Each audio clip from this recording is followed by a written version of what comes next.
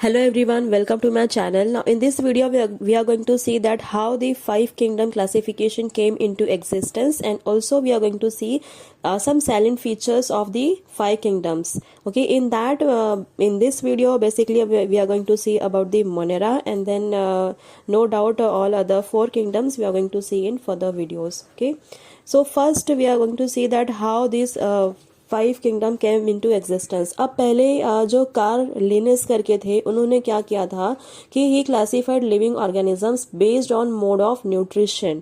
Okay, so अभी उन्होंने क्या कंसिडर किया लिविंग ऑर्गेनिजम्स को, उनका न्यूट्रिशन कैसा है, वो कैसे खाते हैं, okay, what they eat and whether they are migratory या सेडेंट्री। अब माइग्रेटरी मतलब क्या होता है कि वो एक जगह से दूसरी जगह पे खुद से जा सकते हैं, मूव हो सकते हैं, चल फिर सकते हैं या नहीं। Sedentary means they are unable to walk or they are unable to move from one place to another place. Okay, so ये सब चीजें इन्होंने क्या किया, ऑब्जर्व किया। So he classified kingdom Plantae and Animalia. तो based on the nutrition and migratory और they are sedentary, ये सब चीजें ऑब्जर्व करके उन्होंने दो किंगडम बनाए, that is kingdom Plantae and kingdom Animalia. But he was unable to classify organisms like bacteria या फंगस हो गया, यूग्लिना, तो ये सारी चीजों को वो क्लासीफाई नहीं कर पाए। So because of this what happens, जो R.H. व्हिटेकर थे उन्होंने क्या किया, फाइव किंगडम क्लासिफिकेशन प्रपोज किया। Okay, in which year, in 1969।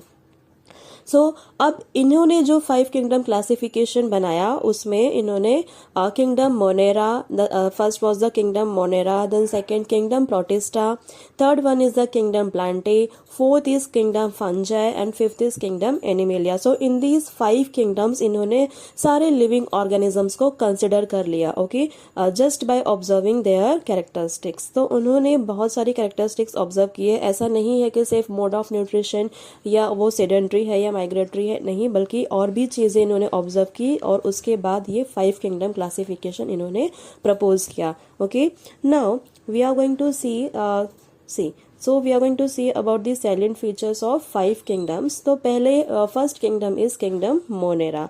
अब ये जो किंगडम मोनेरा है it consist of mainly unicellular organisms. Okay, ये क्या कंसिस्ट करता है, unicellular. No what is meant by unicellular, uni means single, uni means single, so single cell. जो भी ऑर्गेनिजम्स एक ही सेल से बना हुआ है वो सारे ऑर्गेनिजम्स किंगडम मोनेरा में आते हैं। Yes, so with prokaryotic cellular organisation. अब जो इनका सेलुलर ऑर्गेनाइजेशन है, जो सेल है, वो कैसा है, मैंने आपको बताया था, एक वीडियो मैंने बनाया हुआ है प्रोकैरियोट और यूकैरियोटिक सेल पे। तो अगर आप उसे देखेंगे you will be easily able to identify between the prokaryotes and eukaryotes.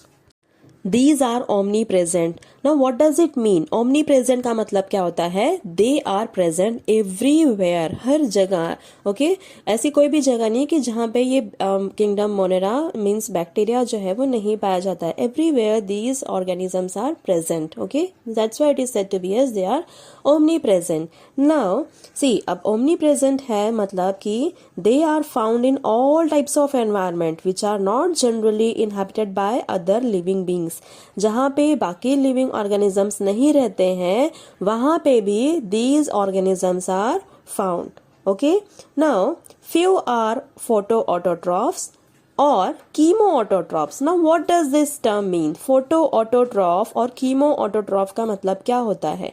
फोटोऑटोट्रॉफ मतलब कि these organisms they make their energy with the help of sunlight. Okay, उनका जो फूड है, their energy, they prepare it with the help of sunlight. Photo means light.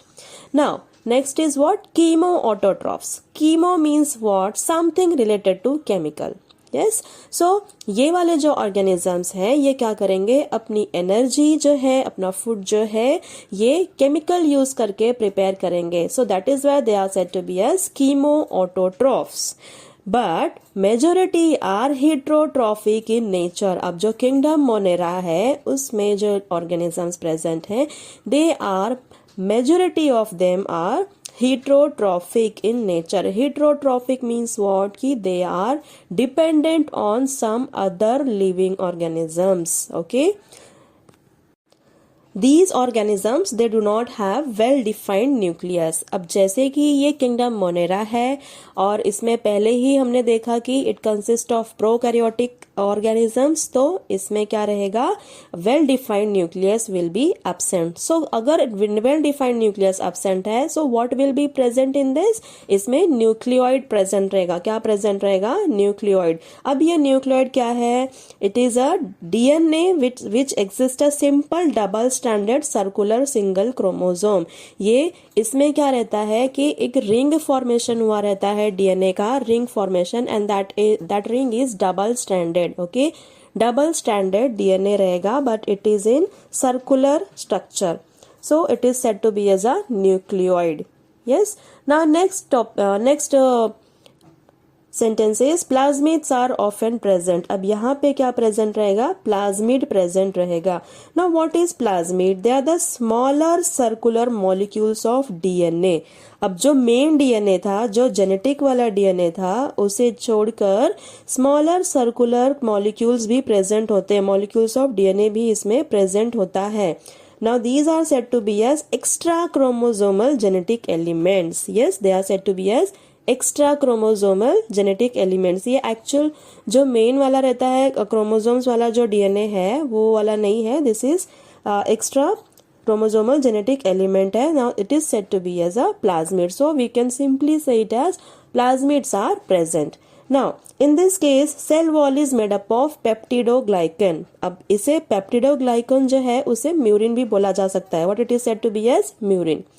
Now this peptidoglycan ये किससे बना होता है, it is made up of polymer of sugar and amino acid.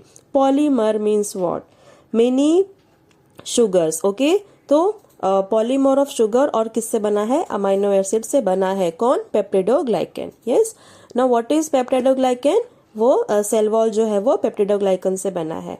Now the next line is membrane bound organelles are absent. तो यहाँ पे membrane bound organelle अगर absent है, इट सिंपली मीन्स कि यहाँ पे माइटोकॉन्ड्रिया, क्लोरोप्लास्ट, एंडोप्लाज्मिक रेटिकुलम, ये सारी चीजें एब्सेंट होंगी. Which organelles are absent, mitochondria, chloroplast, endoplasmic reticulum are absent. Why, because यहाँ पे मेम्ब्रेन बाउंड ऑर्गेनल्स एब्सेंट रहते हैं. Now the next point is ribosomes are smaller in size. किससे छोटा है ये, 70s से भी छोटा है, which is smaller than in eukaryotic cells. Yes, now the mode of reproduction, इनका जो मोड ऑफ रिप्रोडक्शन है वो कैसा रहेगा, mainly it is asexual. Okay, mainly क्या रहेगा, asexual type of reproduction will be present. और नहीं तो फिर इसमें बाइनरी फिजन देखा जाएगा, or we can say budding. So asexual reproduction, binary fission or budding, these three types are the mode of reproduction which is found in kingdom Monera. Very rare case में आपको यहाँ पे sexual reproduction भी देखने मिलेगा which takes place with the help of conjugation method. So we are going to see some pictures, okay, where you will be able to understand that how binary fusion takes place, how budding takes place and how conjugation takes place. So first one is what, binary fusion. यहाँ पे binary fusion में क्या हो जाएगा, जो main parent है वही क्या होगा, डिवाइड होगा टू डिफरेंट सेल्स में. Yes, in first picture you can C binary fusion में एक सिंगल पेरेंट सेल था, उसमें क्या हो गया, डीएनए डुप्लीकेट हो गया और अंदर का जो मटेरियल है, साइटोप्लाज्म मटेरियल है, वो भी क्या हो गया, इंक्रीज हुआ and finally they started to separate, और सेपरेट होके टू डिफरेंट डॉटर सेल्स में फॉर्म हो गए. Okay, so in this way this was all about binary fusion. Next क्या है, बडिंग है. बडिंग में क्या होगा, जो पेरेंट सेल रहेगा, see this you can C in case of yeast. जो यीस्ट रहता है उसमें आप लोग देख सकते हैं कि एक सिंगल सेल में स्मॉल बर्ड फॉर्मेशन होगा एंड दैट बर्ड फॉर्मेशन में क्या क्या चीजें जाएंगी, एक स्मॉल न्यूक्लियस फॉर्मेशन हो जाएगा, देन साइटोप्लाज्म, जो साइटोप्लाज्म है पेरेंट सेल से वो भी क्या हो जाएगा, उसमें प्रोसीड होगा towards the budding cell. Then after that वो जो बर्ड है वो बढ़ेगा, ग्रो होगा और फिर उसमें new bud formation. In this way they keep on reproducing. Okay, so now the next is what, bacterial conjugation. Bacterial conjugation में क्या होगा, they have a 6 pilus. So with the help of that pilus they form a conjugation and उसके बाद क्या हो जाएगा, 2 different bacterias are form. So in this way see, ये आप लोगों को इतना डिटेल में देखना नहीं है, just I have shown you picture so that you can understand how it exactly takes place. Now the next is what? Based on morphology, bacteria are categorized into 4 groups. अब based on their morphology, morphology means क्या कि वो physically कैसे दिख रहे हैं, उनका shape क्या है, based on their shapes they are categorized into 4 groups. So first is what? Spherical shape, और you can say it as coccus. अगर वो स्फेरिकल शेप का रहेगा तो उसे क्या बोलेंगे, caucus. Okay, you can C in the picture blue colour का जो सर्कल है दैट इज कॉकस. उसके बाजू में ही एक आप पिक्चर देख रहे हैं, it is written as coccobacillus. Now what is mean by coccobacillus? अब ये जो कोकोबैसिलस है ये स्फेरिकल शेप भी नहीं है और रॉड शेप भी नहीं है. यस, उसके बीच का है. So it is said to be as a coccobacillus. Now the next one is what? Rod shaped bacillus. Rod shape bacillus मतलब क्या कि ये इलोंगेटेड स्ट्रक्चर रहेगा, रॉड शेप का रहेगा, रॉड लाइक स्ट्रक्चर रहेगा. So this is said to be as a bacillus.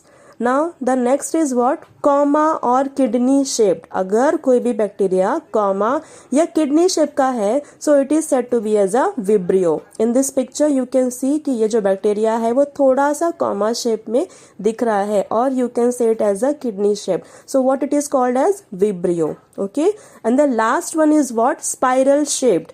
So spiral shape अगर bacteria रहेगा तो it is said to be as a spirillum. Okay, अगर वो स्पाइरल शेप है तो क्या बोलेंगे? Spirillum. Now in first picture you can see spirillum. Okay, वो स्पाइरल शेप का है वो bacteria. And the next is what? Spirochete. ना स्पाइरोकेट है, इसमें दूसरी स्पाइरिलम एंड स्पाइरोकेट दोनों में डिफरेंस क्या है? स्पिरिलम में थोड़ा सा कम स्पाइरली अरेंज्ड है वो, बट स्पाइरोकेट में अगर आप देखेंगे तो ज्यादा ही spiral formation. Now all these 4 types were based on the morphology. कौन कौन से 4 टाइप्स देखे हमने? First one was spherical, second was rod shaped, third was kidney shaped or you can say it as a comma shaped, and the fourth one was spiral shaped. yes, अब last में क्या है? On the basis of evolution. अब पहले हमने shape के basis पे 4 category में डिवाइड किया बैक्टीरिया को. अब यहाँ पे इवोल्यूशन के बेसिस पे बैक्टीरिया को क्लासिफाई किया गया है. Now these based on the evolution they are categorized into 2 categories. They are archaebacteria and eubacteria. Okay, these 2 topics we are going to see in next video.